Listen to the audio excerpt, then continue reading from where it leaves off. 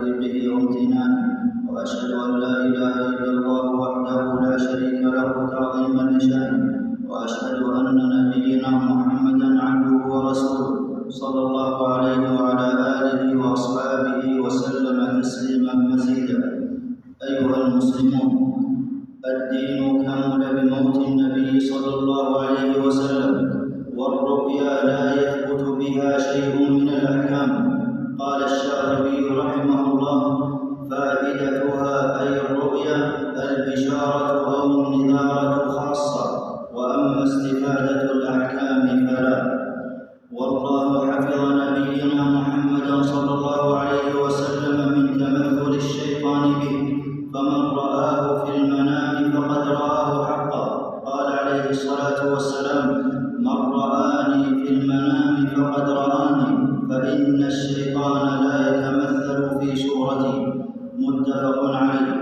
ومن رأى النبي صلى الله عليه وسلم في المنام لا يدل على أنه خير من غيره، ومن رآه على غير صفته الواردة في السنة والسيرة أو رآه يأمره بباطل فهي أضغاث أحلام.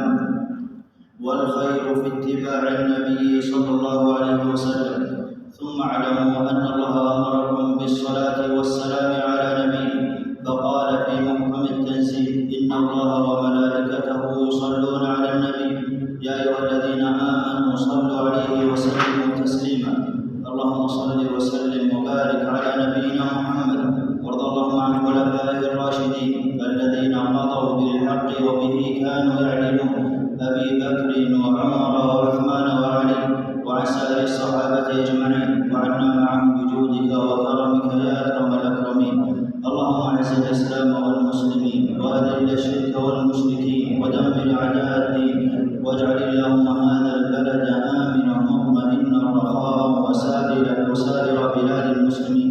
اللهم أصلح أحوال المسلمين في كل مكان يا رب العالمين. ربنا آتنا في الدنيا حسنة وفي الآخرة حسنة وقنا عذاب النار. اللهم وفق إمامنا وولي عهده لما تحب وترضى، وخذ بناصيتهما للبر والتقوى، وانفع اللهم بهما الإسلام والمسلمين يا ذا الجلال والإكرام. ووفق جميع ولاة أمور المسلمين للعمل بكتابك وتحكيم شرعك. ربنا ظلمنا أنفسنا، وإن لم تغفر لنا وترحمنا لنكونن من الخاسرين. عباد الله، إن الله يأمر بالعدل والإحسان وإيتاء ذي القربى، وينهى عن الفحشاء والمنكر والبغي يعظكم لعلكم تذكرون. فاذكروا الله العظيم الجليل يذكركم، واشكروه على